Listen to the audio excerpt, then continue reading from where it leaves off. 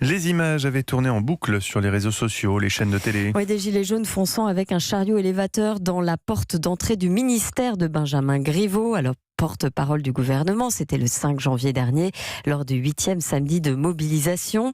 3 hommes et une femme vont comparaître pour vol aggravé et dégradation aujourd'hui.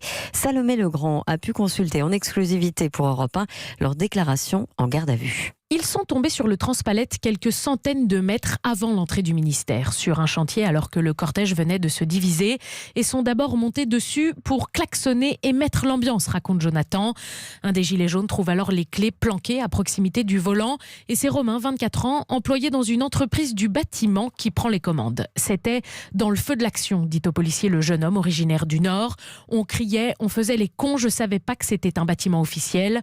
Pourtant, Thomas, 22 ans, gilet jaune assidu, 13 manifestations au moment de son arrestation, raconte avoir entendu quelqu'un crier « Défonce la porte d'un monument de la France ». Le conducteur, lui, assure n'avoir rien entendu. « On m'a désigné la porte et bêtement je l'ai enfoncée ». Un peu plus loin, il s'attaque à la vitrine d'une banque, cette fois pour le symbole, reconnaît-il. Le Fenwick se coince, le groupe se disperse. Le lendemain, le plus jeune, qui dit avoir découvert la nature du bâtiment à la télé, envoie sa vidéo à un ami avec ce commentaire « La porte du ministère, elle était trop belle ». Salomé Legrand.